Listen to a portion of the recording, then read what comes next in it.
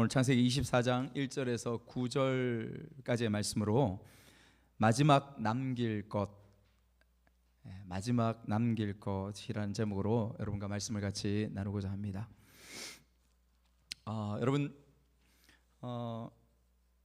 어느덧 창세기 이제 24장까지 왔는데 아브라함의 인생이 이제 마무리 지어가는 그 시점에 우리가 놓여져 있습니다. 여러분 말씀 읽어보면 이삭을 바쳤던 시간들도 있었고 이제 마지막 그 아들 이삭을 위하여서 아브라함의 생전에 행해야 되는 가장 중요한 일 한 가지를 오늘 24장 가운데서 행하는 것을 우리가 볼 수 있습니다. 여러분 사실은요, 여러분 이 창세기 24장의 말씀을 저는 그 청년 때 결혼 전에 또 결혼을 앞두고 저뿐만 아니라 많은 아마 청년들이 그럴 거예요. 창세기 24장을 아마 대표적으로 많이 읽는 말씀이 아닐까 그런 생각을 하게 되어집니다. 왜냐하면 리브가가 나오죠. 그 아들 이삭의 짝이 되는 리브가가 나오죠. 우리가 신앙생활하면서 많은 목사님들이나 믿음의 선배들이 너 짝 어떤 사람을 원하니? 누구를 위해서 어떤 사람을 위해서 기도하니? 라고 할 때에 우리에게 제시해 주었던 모델들이 성경에 몇몇 사람들이 있죠. 저만 들었습니까? 여러분 그런 사람이 있습니다. 오늘 특별히 우리 청소년들은 앞으로 결혼을 뭐 5년 후에 혹은 5년은 너무 짧나요? 여러분들 한 10년 후에 할 수 있으니까 여러분 잘 생각하면서 오늘 말씀을 잘 들으셔야 돼요. 그 리브가에 대한 모습이 오늘 창세기 24장 가운데에 딱 나와요. 그리고 그래서 리브가의 그 성경에서 말씀해주고 있는 그 모습을 통하여서 우리가 내 짝도 미래에 이런 사람이었으면 좋겠다, 이런 아가씨였으면 좋겠다, 그런 마음들을 많이 가졌죠. 또 저는 개인적으로 한 사람이 더 있었습니다. 제가 그 계속 말씀을 보면서 기도했던 모델이 되는 여러분 아비가일 아십니까? 다윗의 아내가 되었던 아비가일. 영어로 에비게일 뭐 이런 거 지금 많이 들어봤죠. 그 아비가일의 그 모습을 통해서도 우리가 그런 아내를 맞이했으면 좋겠다, 만났으면 좋겠다, 그런 기도의 제목들을 많이 들었던 것이 생각이 나요.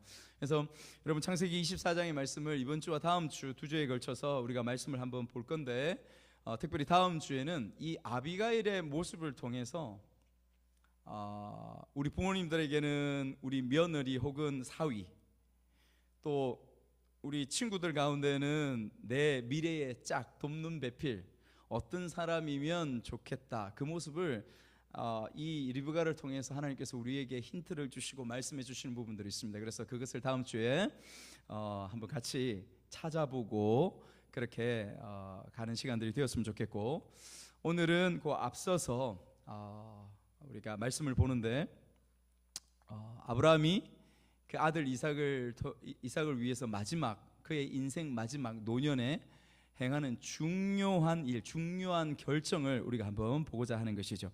여러분 우리가 말씀을 한번 보면 여러분 지금 요 앞전 시간에 아브라함의 아내 사라가 나이가 몇 세에 죽었다고 했습니까? 127세. 127에 사라가 죽었어요. 그래서 막벨라굴에 장사를 지내게 되었습니다. 그리고 나서 또 좀 더 시간이 흘러서 지금 본문이 주어지는 아브라함의 나이가 언제냐 하면 140세입니다. 아브라함이 나이 140세, 아브라함이 175세에 죽게 되어지니까, 이 땅을 떠나게 되니까 140세, 그리고 이삭의 나이는 40세가 되는 것입니다. 오늘 본문 말씀이 주어진 것이에요. 그러니까 굉장히 늙은 아브라함이죠. 그 늙은 아브라함이 이제 마지막 하나님 앞에서 중요한 일들을 행하게 되어지는데, 그것은 다름 아니라 아들 이삭의 아들을 준비하는 것을 오늘 우리가 읽었던 말씀 가운데서 말씀해 주고 있는 것이죠. 우리는 여러분 그 아브라함의 인생에 있어서 계속해서 지금까지 말씀을 보면서 여러 가지 사건, 사고, 그런 부분들을 계속 보아왔습니다. 그죠? 그 말씀의 부분들 가운데서 아브라함이 만났던 때로는 저 구렁텅이에 빠져서 허우적거리고 있는 아브라함의 모습들, 때로는 믿음으로 정말 위대하게 승리하는 아브라함의 모습들, 이삭을 바치기까지 하나님 앞에 멋지게, 정말 어떻게 이런 믿음으로 하나님 앞에 설 수 있을까라는 생각을 할 정도로 그런 아브라함의 모습들을 우리가 보아왔습니다. 이 부분들을 전체 통틀어서 우리가 한마디로 할 수 있을 것 같습니다. 그것은 무엇이냐면, 아브라함의 인생은, 아브라함의 그의 삶은 무엇을 향하여서 무엇을 선택하고 걸어왔는가. 하나님이 우리를 부르셔서 하나님 앞에 서게 하신 것은 은혜라고 표현을 합니다. 그러나 우리의 입장에서 하나님 앞에 하나님을 바라보며 서는 것은 무엇이냐면 믿음이라고 하죠. 그래서 아브라함은 철저하게 그의 삶에서 믿음으로 서 있었던 그 삶의 모습들을 우리에게 계속해서 보여주고 있는 것이죠. 그렇게 결단하고 아브라함이 살아왔던 것입니다. 우리도 마찬가지예요. 우리의 믿음에 오늘 하루하루에 주어진 상황과 현실의 상황들이 있습니다. 그 현실과 상황에서 그 현실의 모습들에 내 마음과 내 생각이 다 빼앗겨 그곳에 깃발을 꽂고 그냥 살아갈 것인가? 아니면 그 현실 가운데에서 그 배후에 계신, 그 뒤에서 일하고 역사하고 계시고 함께하고 계시는 그 하나님을 믿는 믿음 가운데 설 것인가? 이 싸움이 오늘 저와 여러분들의 삶 속에서 계속 싸우는 부분들이죠. 우리의 마음속에서 싸우고요. 여러분, 이 말씀을 들으면서도 한 귀로 듣고 또 한쪽으로는 마음속에 그것을 생각하고, 저것이 맞는데, 목사님 말씀하신 게, 하나님 말씀하신 이게 맞는데, 또 조금 돌아서기만 하면 눈앞에 보이지 않는 현실, 어려움, 그 부분들 때문에 그곳에 함몰되어져서 부단히도 마치 수면 아래에서 거위 있는 물에 떠 있기 위해서 끊임없이 발버둥 치르고 있는 모습들처럼 우리의 내면이, 우리의 모습들이 그러한 가운데 있음을 잘 알고 있습니다. 여러분들이 알고 있고요, 저도 알고 있고요, 그것을 알고 있습니다. 근데 그런 믿음의 싸움, 그것이 본질인데, 그것이 오늘 마지막 아브라함이 하는 이 일들, 이 모습들 가운데서 그 일들이 여전히 주어지고 있습니다. 왜냐하면 우리 인생 가운데 어쩔 수 없이 이것이 가장 중요한 본질이기 때문에 그렇습니다. 오늘 말씀을 한번 보면요, 아들 이삭의 혼인에 관한 사건이 1절부터 바로 주어집니다. 1절 말씀 우리 한번 성경을 보시면서 다시 한번 읽겠습니다. 시작. 아브라함이 나이가 많아 늙었고 여호와께서 그에게 범사에 복을 주셨더라. 그렇게 인생 마지막 노년에까지 하나님께서 모든 범사에 함께 하셨고 복을 주셨더라, 그렇게 표현하고 있습니다. 여러분, 복을 주셨대요. 그런데 우리가 이제는 알고 있습니다. 그냥 잘 되는 것, 만사 형통의 일만 복이 아니라는 것을 우리가 잘 알고 있죠. 힘듦, 고난, 역경, 어려움, 실패, 수치스러움, 그 모든 것들도 하나님 안에 있으면 그것이 복이라는 것을, 여러분, 우리가 그것을 인정하고 고백하며 이제는 나아가고 있는 수준이, 그런 영적인 지혜가 우리 가운데 있음을 믿습니다. 아멘. 왜 대답이 작죠? 아멘. 여러분, 이거는 알고 계셔야 돼요. 그걸 인식하지 못하면 우리는 늘 시험에 빠집니다. 내 삶이 지금 왜 그렇지? 왜 이 고통과 고난 가운데서 나는 허우적거리지? 그런 생각 가운데에 자빠질 수밖에 없는 것이죠. 범사에 복을 주셨더라. 여러분, 아브라함의 노년에 이 고백을 하는 거예요. 아브라함의 노년에 이야기를 하는 거죠. 그래서 저는 이 똑같은 이 말씀으로 저와 여러분들을 같이 축복하고 싶어요. 우리의 노년에, 우리의 지금 현실에 하나님께서 그의 범사에 복을 주셨더라. 할렐루야. 여러분들의 범사에 복을 주시는 그 주님을 믿으시기 바랍니다. 그것을 아는 여러분 되시기를 바랍니다. 저는 여러분, 제가 노년의 시간이 좀 20년, 30년 지나서 제가 마지막 인생 가운데에 누군가 나에 대해서, 저에 대해서 이야기할 때 이런 이야기 듣고 싶지 않습니다. 배은이는 나이가 많아 늙었고 자식이 6이나 되었더라.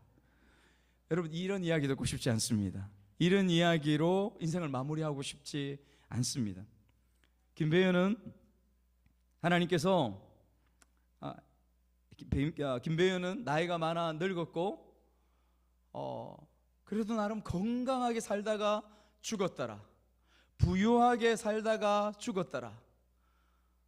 뭐 이런 이야기, 그것을 듣고 싶지 않습니다. 저도 똑같이 하나님 앞에 소망하고 욕심내는 것은 여기 말씀처럼 저뿐만 아니라, 제가 그렇게 생각하는 뿐만 아니라 옆에 저의 가족과 저를 아는 모든 사람들이 그의 삶에는 하나님께서 은혜 주시고 복 주신 삶이었더라, 그런 고백이 있어지기를 저는 간절히 기도하고 바라고 소원합니다. 여러분들과 같이 그렇게 기도하고 소망하고 싶습니다. 아멘. 여러분, 2절부터 아브라함이요, 아들 이삭을 장가 보내기 위해서 늙은 종을 불렀다고 말씀하십니다. 우리 좀 말씀을 2절에서 4절까지 한번 읽어볼까요? 2절에서 4절까지 한 목소리로 읽겠습니다. 아브라함이 자기 집 모든 소유를 맡은 늙은 종에게 이르되, 정하건대 내 허벅지 밑에 네 손을 넣어라.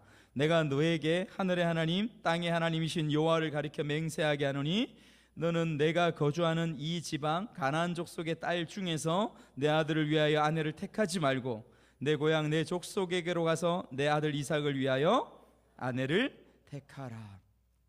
여러분, 이삭의 나이가 40세라니까요. 노총각이죠. 노총각입니다. 생각해 보면, 여러분 한번 생각해 보십시오. 아브라함은 여러분 지금 여기에 있는 저와 여러분들의 수준과는 사뭇 다릅니다. 여러분, 우리가 아브라함 하니까 아브라함이 뭐 그냥 우리 수준 정도로 있는 것 같죠. 그 수준은 무엇이냐면 부유함의 수준입니다. 아브라함은 말씀을 보면요, 엄청나게 부유했던 족장이었어요. 여러분, 그것을 아셔야 돼요. 그냥 우리가 아브라함 하니까 굉장히 우리가 그냥 사는 것처럼 생각하는데 그렇지 않습니다. 아브라함이 가진 재산들은 어마어마했어요. 어마어마했습니다.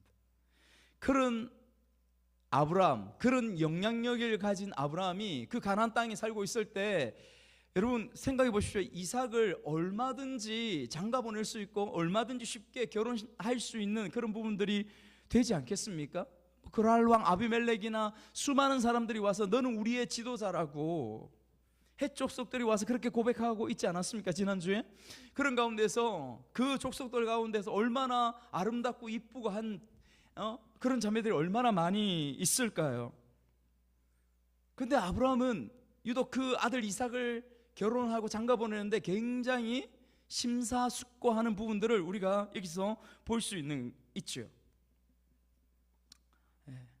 왜 그럴까? 먼저 여러분, 우리가 읽었던 말씀 가운데서 그 늙은 종을 부릅니다. 아마 이 늙은 종은 엘리에셀이라고 우리가 충분히 추측할 수 있습니다. 엘리에셀. 그 엘리에셀이 누구입니까? 창세기 15장 2절에 보면 하나님께서 내가 너로 인하여 많은 자손을 주겠다, 하나님께서 아브라함에게 약속하니까 아브라함이 서러운 마음 가운데서 하나님 앞에 고백하는 것이 15장 2절인데 뭐라고 이야기하냐면, 나는 자식이 없사오니 나의 상속자는 이 다메섹 사람 엘리에셀이니이다, 이렇게 이야기합니다. 그러니까 나에게는 내 사라를 통하여서 아이가 없는 것이죠. 내 상속자는 이 종 엘리에셀 이밖에 없다라고 그렇게 고백하는 그 엘리에셀, 아브라함의 평생의 옆에 붙어서 평생에 보좌하면서 함께 해왔던 엘리에셀이었을 것입니다. 그 늙은 종에게 아브라함이 누워서 자기 허벅지 아래에 손을 넣으라고 하죠. 여러분, 사실 이 허벅지 아래에 손을 넣는다는 것은, 허벅지는 뭐냐면 실제로 의미는 뭐냐면 생식기 아래, 아브라함의 생식기 아래에 손을 넣는 것을 의미합니다. 여러분, 생식기는 성경에서 어떤 의미를 가지고 있습니까? 단순히 뭐 소변 누고 이런 의미가 아닙니다. 생식기는 뭐예요? 생명입니다. 생식기는 생명을 뜻하는 거예요. 그래서 그 밑에 손을 넣으라는 의미가 무엇입니까? 생명을 걸고 그렇게 약속을 지키고 그렇게 맹세하라라는 의미를 담고 있는 것입니다. 이 근동 지역대, 이 고대 근동 지역에서 흔히 있는 개인적으로 맹세를 할 때에 그 생식기 아래에 밑에 아래에 손을 넣고 맹세하는 것을 문헌들 가운데서 그것을 발견할 수 있습니다. 내가 너에게 하늘의 하나님 땅의 하나님이신 여호와를 가리켜, 그렇게 말씀하시죠. 여러분 3절을 보시면 하늘의 하나님과 땅의 하나님이신 여호와를 가리켜. 여러분 이 말씀의 의미가 무엇일까요? 하늘의 하나님, 아브라함을 처음 부르시고 아브라함에게 찾아오셨던 하나님은 위로부터 아브라함에게 말씀하시고 찾아오셨죠. 그런데 땅의 하나님이라고 그렇게 표현을 잘 하지 않습니다. 그런데 아브라함이 유독 왜 땅의 하나님이라고 그렇게 고백을 할까요? 이유가 있죠. 왜냐하면 아브라함의 갈팡질팡 힘들고 실패하였고 모든 인생의 걸음들 가운데서 아브라함이 이제 고백할 수 있는 거예요. 그분은 하늘의 하나님, 저 멀리에 계신 하나님으로서 나에게 멀리 계신 하나님이 나를 부르시고 나의 하나님이 되신 그 하나님이 뿐만 아니라 땅의 하나님, 나의 살아가는 호흡과 일상과 걸어가는 모든 일들 가운데서 나를 붙드시고 나와 함께 하시고 나의 넘어지고 자빠지고 내가 일어서고 모든 호흡과 모든 걸음들 가운데에 함께 하고 계신 하나님이었다라는 그 고백이 무엇이냐면 땅의 하나님이라는 그 고백이라는 것이죠. 아브라함이 지금 그것을 여러분 고백하고 있는 것입니다. 그 하늘의 하나님 땅의 하나님에 대하여서 아브라함이 확신하면서 이것을 그 종에게 선언하고 있는 것입니다. 그분이 함께 하실 것이다. 그 하나님 앞에서 너는 맹세하라. 자, 이제 맹세하라고 합니다. 근데 맹세하라고 하는데 무엇을 맹세하라 하는지 말씀을 좀 더 보도록 하겠습니다. 여러분 맹세하라고 하는데 두 가지를 맹세하라고 해요. 두 가지를 맹세하라고 하는데 첫 번째 맹세하라는 것이 우리가 읽었던 말씀 가운데에 여러분 나옵니다. 첫 번째 3절에 보면 첫 번째 맹세하라고 하는 것은 무엇입니까? 이 가나안 땅에서 이삭의 아내를 찾지 말고 내 고향 저 메소포타미아 그곳에 가서 아내를 찾으라, 택하라, 그렇게 말씀하고 있는 것입니다. 여러분 메소포타미아가 무엇입니까? 여러분 역사 가운데서 배웠을 거예요. 최초의 인류의 문명이 일어났던 그 문명이 무슨 문명이에요? 네.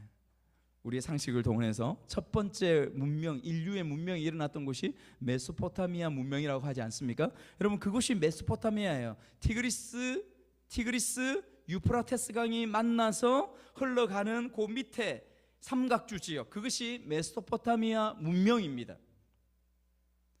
여러분 그것이 성경의 또 다른 이름으로 아브라함이 살았던 우르, 갈대아 우르, 세계 역사책에는 우르스라고 나옵니다. 성경에 나오는 것뿐만 아니라 세계의 다른 문헌들의 역사 가운데도 니므롯이라는 그 사람이 세웠던 그 땅, 성경에 나오는 니므롯이 세웠던 그 도시, 고대 문명 도시, 여러분 그것이 갈대아 우르, 그것이 점점 시간이 흘러서 메소포타미아 문명을 이룬 것이라는 것이에요. 왜 이것을 여러분 강조할까요? 이 하나님의 말씀 성경이 그 역사의 실제적인 반석 기반 위에 기록되고 쓰여졌다는 것을 제발 여러분 아시고 믿으시는 여러분 되시기를 바랍니다. 예, 이것은 상식이에요. 이것은 지식입니다. 그냥 하나님을 믿는 것, 뜬구름 잡는 그런 것이 아님을 여러분 다시 한번 여러분에게 말씀드리며 강조하고 싶은 것이죠. 여러분 그 메소포타미아, 이 가나안 땅의 여인이 아니라 내 고향 갈대아 우르에 가서, 여러분 왜 그랬을까 한번 질문을 해봅니다. 여러분 한번 스스로 한번 왜 그랬을까 생각해 보시죠. 여기에 직접적으로 그것을 말씀하고 있지 않습니다. 말씀 전체를 통하여 우리는 그것을 답을 찾아내야 됩니다. 여러분 왜 그럴까요? 이 가나안 땅에서 왜 처자를 구하지 말라 할까요? 이것을 맹세까지 하라고 합니다. 왜 그럴까요? 가나안은 어떤 땅일까요? 예, 우상의 땅이죠. 죄악의 땅입니다. 심판받아 마땅할 땅이죠. 하나님께서 가나안 땅에 살고 있던 이미 족속들에게 이스라엘 백성들이 그 땅에 들어가서 이것은 내가 너희에게 준 땅이니 너희는 그 땅을 들어가서 정복하라 했을 때에 하나님께서 하시는 말씀이 있습니다. 그 땅의 민족들은 내 앞에서 어마어마한 죄를 짓고 더럽고 타락하고 우상 가운데서 끔찍한 일을 저지르는, 창조주 하나님의 뜻 가운데 맞지 않은, 창조주 하나님의 뜻에 완전히 반하여 살아가고 있는, 그래서 내가 심판할 수밖에 없는, 여러분 그 족속임을 하나님께서 말씀하고 있죠.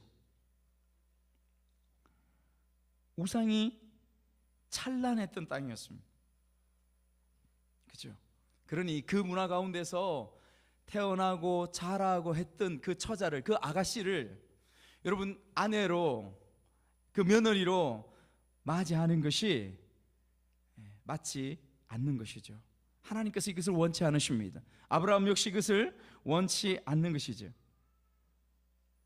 여러분 그 문화 가운데에 동화되어서 그렇게 빨려 들어갈 수밖에 없습니다. 우리 청소년들을 보면 아무리 하나님의 말씀을 가르치고 같이 나누고 해도 세상 문화 가운데서 훨씬 더 빠르게 흘러 떠내려가고 그것으로 뛰쳐가고 있는 우리의 청소년들을 여러분 얼마든지 볼 수 있습니다. 삼손 여러분 한번 생각해 보시겠어요? 삼손, 우리가 아는 삼손이 어떻습니까? 하나님께로부터 부르심을 받았던 특별한 사람 나실인이었죠. 나실인.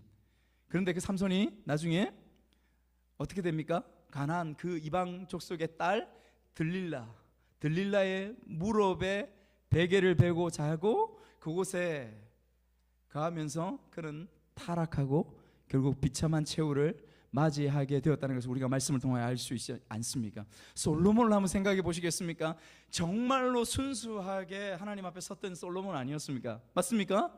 정말 순수하게 신앙을 하나님 앞에 고백하며 그렇게 나아갔던 그 솔로몬 왕이 수많은 이방 여인들을 아내로 맞이함으로 그들이 가지고 왔던 우상들, 그들이 믿고 있었던 우상들, 그 가운데 같이 동화되어 갔던 솔로몬의 변질되어 갔던 모습들을 성경은 우리에게 낱낱이 말씀해 주고 있는 것을 우리는 알고 있습니다. 내 고향 내 족속에게로 가라, 그렇게 말하죠. 여러분 그러면 갈대아 우르, 그곳에는 하나님을 믿는 신앙과 믿음들이 사람들이 그렇게 굉장히 많았을까 우리가 상상해 볼 수 있습니다. 그것이 정확하게 나타나 있는 부분들은 없어요. 그러나 우리가 추측은 할 수 있습니다. 왜 추측을 할 수 있냐면 여러분 우리가 읽었던 24장의 뒷부분에 가면 리브가의 오빠 라반이나 그의 가족들이 하나님을 고백하는, 하나님에 대한 믿음을 고백하고 하나님의 이름으로 그의 떠나는 딸을 축복하는 말씀을 볼 수 있어요. 무슨 말이냐면 우리가 추측해 볼 수 있습니다. 아브라함이 이 가나안 땅에 살고 있을 때에 약 800에서 900km 거리가 떨어져 있거든요. 800에서 900km 거리가 떨어져 있는데 그 하나님을 신뢰하고 하나님을 믿고 있는 그 기간 동안에 아브라함에 대한 하나님을 믿고 신뢰하는 그 삶에 대하여 그 친척이 살고 있는 그곳에까지 하나님에 대한 복음이 전하여지고 하나님에 대한 소식이 전하여질 수 있다. 충분히 그럴 수 있죠. 긴 시간이었기 때문에. 그리고 또 한 가지 있습니다. 여러분 아브라함이 어디서 처음에 하나님께로부터 부르심을 받았을까요? 갈대아 우르였죠. 갈대아 우르에서 하나님이 나타나셔서 그를 부르셨습니다. 그래서 아브라함이 그의 아버지 데라까지 이 사실을 이야기하고 설득하고 전하고 해서 하란으로 떠날 때 데라와 아브라함과 조카 롯이 함께 떠났음을 볼 수 있습니다. 그러면 하나님에 대한 스토리, 하나님에 대한 이야기, 그것이 그들이 갈대아 우르에 이미 살고 있을 때에 그것이 충분히 하나님에 대한 스토리로 그 가족들과 그 족속들 가운데 전하여졌을 것이라고 우리는 충분히 그것을 추측해 볼 수 있는 것입니다. 지나친 추측일까요? 아니요, 그렇지 않을 것입니다. 그래서 거기에 살고 있는 그 사람들도 온전하지는 않지만은, 완벽하지는 않지만은 여호와 하나님에 대한 믿음 그 가운데 있었음을 우리가 충분히 그것을 이해하고 그렇게 받을 수 있게 되는 것이죠. 그래서 그런 족속, 하나님을 알고 하나님을 믿고 있는 그 사람들, 그 우리의 친척들에게 나아가서 이삭의 아내 며느리를 택하라, 그렇게 맹세하라고 하는 것이죠. 여러분, 이것이 첫 번째 맹세였습니다. 두 번째가 있어요. 두 번째 맹세는 무엇입니까? 두 번째 맹세는 밑에 말씀 5절에서 8절까지 말씀을 읽어보면 우리가 알 수 있습니까? 여러분 한번 찾아보시죠. 5절에서 8절까지 같이 한번 읽겠습니다. 시작. 종이 이르되 여자가 나를 따라 이 땅으로 오려고 하지 아니하거든 내가 주인의 아들을 주인이 나오신 땅으로 인도하여 돌아가리까? 아브라함이 그에게 이르되 내 아들을 그리로 데리고 돌아가지 아니하도록 하라.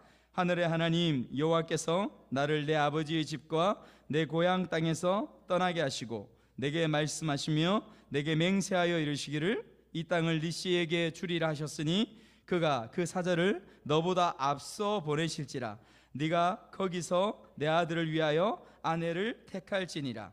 만일 여자가 너를 따라오려고 하지 아니하면 나의 이 맹세가 너와 상관이 없나니 오직 내 아들을 데리고 그리로 가지 말지니라. 두 번째 맹세하라고 하는 내용은 무엇입니까? 여러분 뭐예요? 종이 이렇게 묻습니다. 좋은 처자를 만났어요.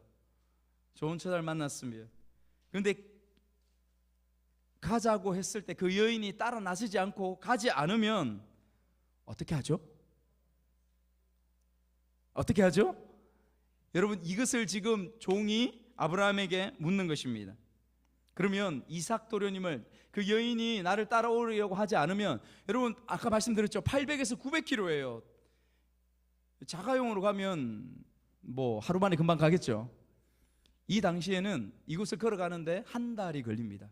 근 한 달이 걸려요. 근데 거기서 출발해서 이곳까지, 낯선 곳까지 누구도 알지 못하고 한번 만나보지도 않은 그 가족이라 할지라도 그 사람들에게 오는 것이 여러분 쉽겠습니까? 어렵죠. 근데 오려 하지 않으면 당연히 질문할 수 있는 거죠. 어떻게 합니까? 종이 묻습니다. 그러면 당신의 아들 이삭을 데리고 그 땅으로 가리까? 이렇게 묻는 거예요. 아브라함이 대답합니다. 뭐라고 대답합니까? 노라고 하죠. 안 돼. 노라고 합니다. 오직 내 아들을 데리고 그리로 가지 말지니라, 그렇게 말하고 있습니다. 왜일까요? 왜일까요? 여러분, 가나안 땅은요, 하나님이 언약으로 약속으로 주신 땅이 바로 가나안 땅이죠. 이곳에서 아브라함의 후손들이 하나님의 나라를 이루어갈 땅이 바로 이 가나안 땅입니다. 그런데 생각해 보십시오. 현대 우리로 한번 생각해 보십시오. 이 가나안 땅은 메소포타미아 그 문명의 어마어마한 도시들에 비하면 굉장히 깡촌이에요. 깡촌. 완전히 시골입니다. 여러분, 가나안의 그곳에 살고 있는, 아무리 부유한 곳에 부유한 사람으로 살고 있지만, 여러분 부유해도요, 돈을 아무리 많이 가져도요, 돈을 쓸 데가 없으면, 지루하면 여러분 어떻게 될까요? 옛날에 제가 뉴질랜드에 잠깐 있었는데, 뉴질랜드의 청년들이 꿈이 있습니다. 그 꿈을 항상 이야기해서 들어보면 뭐냐면, 나는 크면 호주로 떠나는 게 제 꿈입니다. 나이 크면 미국으로 떠나는 게 제 꿈입니다. 다 이것을 이야기해요. 그 땅은 너무 조용해서 너무 그냥 지루하거든요. 그렇다니까요.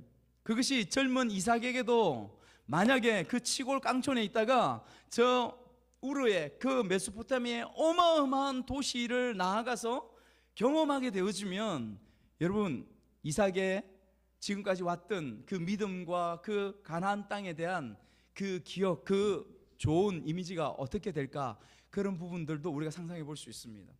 여러분, 저번에 여름에 오셨던 바누아투의 김희균 선교사님 기억나시죠?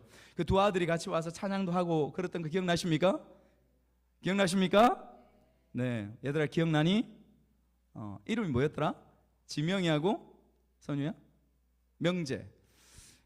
와서 이야기를 해요.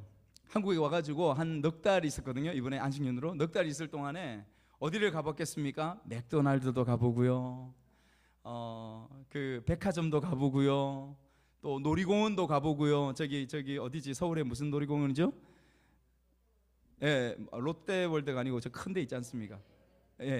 뭐 이거 하는데 이름이 기억 안 나네. 거기에도 가보고 얼마나 좋았겠습니까? 마음속에 애들이 갈등이 있는 거죠. 그 땅에 가면 그냥 그 산족의 부족 친구들하고만 있어야 되고, 그러니까 애들이 중간에까지 계속 갈등을 했습니다. 그래서 안 가고 싶어. 엄마 아빠가 가면 안 될까? 이런 부분들은 당연히 일어나게 되는 것이죠.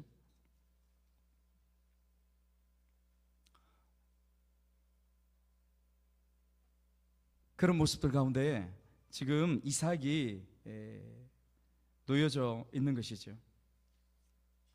그래서 아브라함은 그 아들 이삭을 그곳으로 데려가지 않기를 바랬던 부분들, 그것을 우리에게 말씀에서 가르쳐주고 있습니다. 지금 아브라함 이삭의 아내를 택함에 있어서 굉장히 정말 신중하게 그 종과 대화하고 있는 모습을 우리가 볼 수 있습니다. 사실은 우리의 현대적인 감각으로 생각으로 여러분 생각해 보시면 뭐 아버지가 아들의 결혼 뭐 그 며느리 자기 짝을 뭐 결정하고 이렇게, 그런데 과거에는 이것은 어쩔 수가 없었던 부분을 감안하면서 우리가 말씀을 이해해야 합니다. 굉장히 신중한 모습을 볼 수 있죠. 근데 이러한 모습들을 통해서 하나님께서 이 말씀을 통해서 우리에게 주시는 메시지가 있다라고 생각을 합니다. 그것이 무엇일까? 믿음에 대해서 말씀하시면서 또 한 가지 우리에게 중요한 메시지를 실제적으로 우리에게 주는 것은 무엇이냐면, 우리의 자녀들에게, 우리의 부모가 우리의 자녀들에게 남겨줄 최고의 선물이자 가장 신중하게 결정하고 지금부터 신중하게 결정하기 때문에 우리가 기도해야 될, 집중해야 될 부분들이 무엇인가? 그것은 믿음이라는 거예요. 우리 자녀의 믿음과 우리 자녀의 믿음의 가정이라는 것에 대해서 우리가 정말 신중하게 생각하고 기도해야 된다는 것입니다. 여러분, 이것이 쉽지 않습니다. 여러분들이 경험하는 것처럼 지금 여러분 주변에 둘러보면 그런 가정들을 보는 것처럼, 많은 얘기를 듣는 것처럼 우리의 자녀들의 믿음과 믿음의 가정을 이루어가는 것이 결코 쉽지 않은 것을 우리가 알고 있습니다. 여러분, 이 타락하고 음란한 그리고 자기 소견에 옳은 대로 행하고 있는 이 젊은 친구들의 그러한 삶의 모습들 가운데에서 믿음을 가지고 믿음으로 또한 그들의 미래의 가정들을 세워가는 것에 관심을 두고 그 방향을 향해서 나아가는 것을 보는 것이란 쉽지 않습니다. 그래서 교회에서 교육이 필요하고 나눔이 필요하고 여러분 부모님들의 분명한 선이 필요한 것을 우리가 생각해야 하는 것입니다.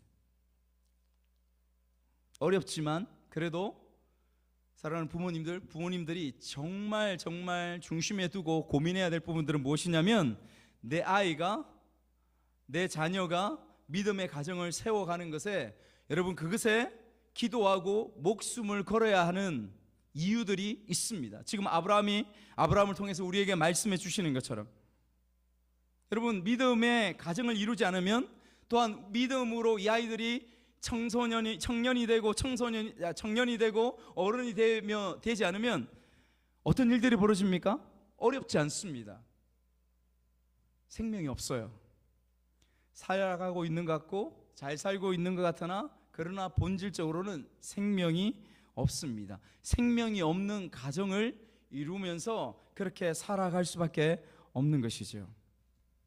여러분, 우리의 젊은 친구들도 있고 또 20대를 바라보는 그러한 시간들도 놓여지겠지만은, 남자를 좋아하면 물불을 가리지 않죠. 또 여자를 좋아하면 물불을 가리지 않습니다. 그런데 우리가 인생을 좀 어른들로서 부모로서 좀 살아오고 경험하게 되면 우리가 고백하는 것들이 있죠. 그때 좀 신중할 걸, 그때 좀 말을 들을 걸 하는 그런 고백들을 우리가 하면서 살아갈 때가 있지 않습니까? 우리 청소년들이 지금 있어요. 정말 좋은 믿음으로 그러한 성장기를 거쳐야 되고 그렇게 자라가야 하죠. 우리 청소년들이 좀 잘 들었으면 좋겠어요. 이것이 현실입니다. 여러분, 며칠 전에 제가 뉴스를 보았어요. 제가 우리 선유한테도 밤에 나누었던 것 같은데, 얘기를 했던 것 같은데, 내가 오늘 이 신문을 보았다. 무슨 내용이었냐면 그가대교 옆에 그가대교가 있죠. 그가대교에서 한 사건이 일어났습니다. 그 사건은 무엇이냐면 그가대교, 저 그가제대에서 부산 방향으로 오다가 그가대교 정면 중앙에서 차를 세우고 20대 남자친구와 여자친구가 타고 있었던 거죠. 1박 2일로 거제 쪽에서 1박 2일로 여행을 하고 돌아오다가 싸운 거예요. 싸웠는데 남자가 그 화와 분을 참지 못하고 가지고 있던 칼로 여자친구의 얼굴과 목을 찌르셨습니다. 그래가지고 차에서 끄집어 내린 거죠. 다리 위에서. 그리고 다리 위 밑으로 던져버리려고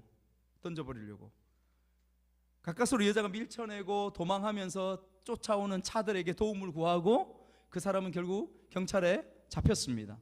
잡혀가지고 그런 일들이 있죠. 여러분, 이런 부분, 뭐 데이트 폭력이라든지 이런 부분들이 얼마나 현실적으로 일어나고 있는지 여러분 뉴스를 조금만 주의해서 본다면 너무나 비일비재하죠. 그래서 우리 청소년들, 특별히 친구들 잘 들어야 돼. 정말 잘 들어야 돼. 어떤 사람을 만나고 어떤 그런 부분에 대한 중요성을 가지고 여러분들이 바라보고 남자친구를 만나고 여자친구를 만나고 하는지에 따라서 여러분 인생들이 완전히 바뀌어줄 수 있는 그러한 부분들이 여러분 현실 가운데서 얼마나 이루어지는지 여러분 이거 꼭 알아야 돼요. 그냥 얼굴에 보기에 좋다, 멋있다, 연예인처럼 잘생겼다, 맨날 이런 이야기들, 이런 생각들로만 하게 되면 여러분이 살아가는 평생의 짐과 눈물과 고통으로 살아갈 수 있는 그러한 일들이 여러분 평생에 이루어질 수 있음을 믿으라는 게 아니라 이것이 현실이에요. 목사님은 너무도 많이 보아왔어요. 그런 가정들을 그렇게 많이 우는 가정들을 보아왔다는 거예요. 그래서 여러분 축복하고 격려하고 명하고 싶습니다. 믿음의 사람을 만나십시오. 아멘. 믿음의 사람, 믿음의 남자, 믿음의 여자, 그리고 우리 부모님들은 믿음의 사위, 믿음의 며느리를 만나게 하기 위하여 지금부터 기도하고 그곳에 집중해야 됩니다. 여러분 그렇게 해야 돼요. 믿음을 가졌다고 해서 실패하지 않는 거 아닙니다. 믿음을 가졌다고 완벽한 거 아니죠. 넘어지고 인격이 덜 성숙하고 부족할 수 있습니다.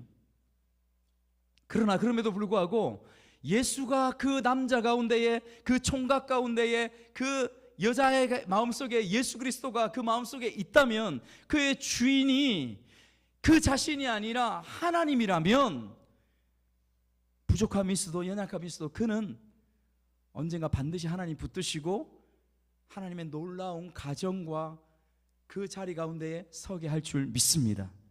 반드시 그렇게 하십니다. 반드시. 그가 그 인생의 주인이 아니라 그 인생의 주인이 예수 그리스도인 그 젊은이, 그러한 일들이 그에게 일어날 것이에요. 그럼 묻습니다. 목사님, 그런 사람 만나는 게 정말 어렵습니다. 주광이가 오늘 안 보내네요.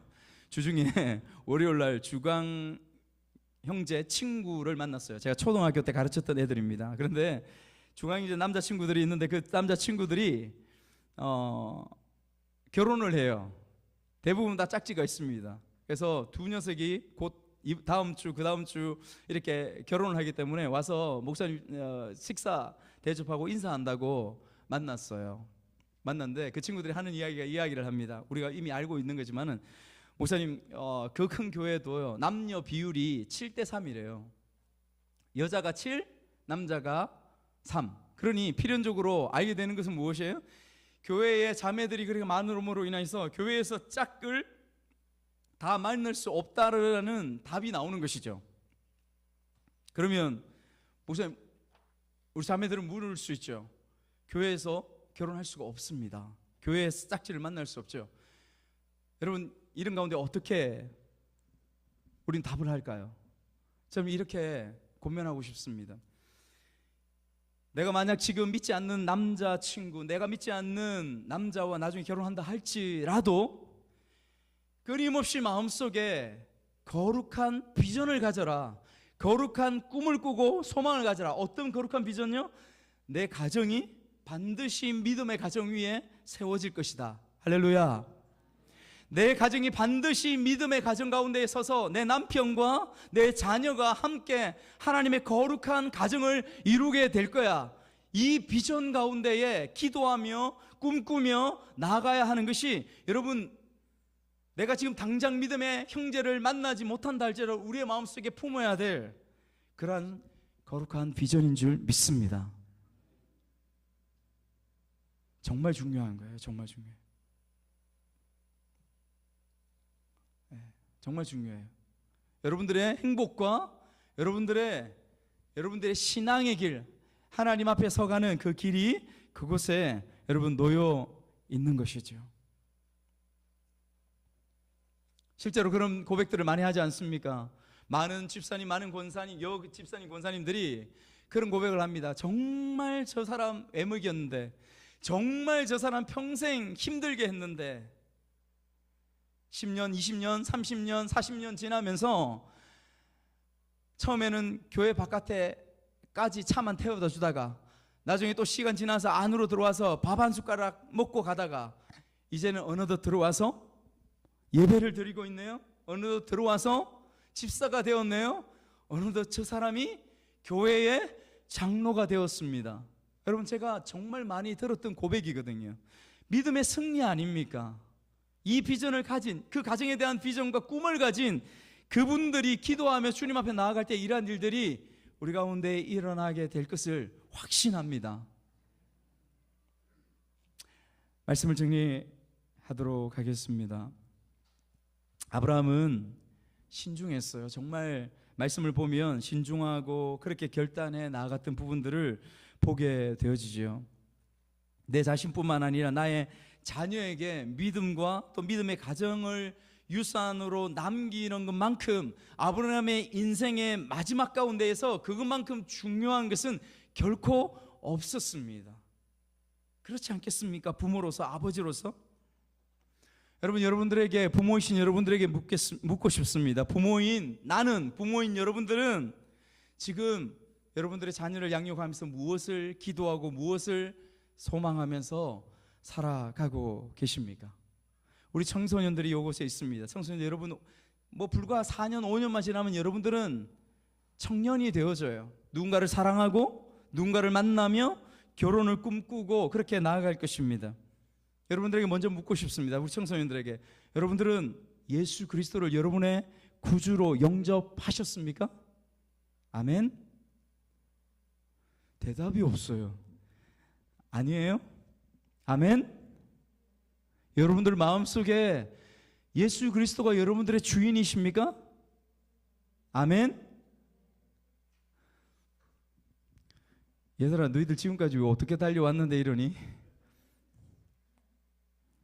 없어? 너희들 마음속에 없어? 저 한쪽에 그냥 캐켜놓은 그런 존재가 예수님이야? 고민해야 돼요. 우리가 고민하고 또 생각하고 한 주 동안에 이 말씀 다시 한번 마음속에 새기고, 나에게 예수님이 누구신가, 그 부분들을 고민하고 세워감으로 우리 모두에게 우리의 인생의 가장 중요한 분이 예수 그리스도, 그분을 믿는 믿음임을 다시 한번 확인해가는 시간들이 이번 한 주간에 반드시 여러분들에게 있기를 주님의 이름으로 축복합니다. 아멘. 우리 같이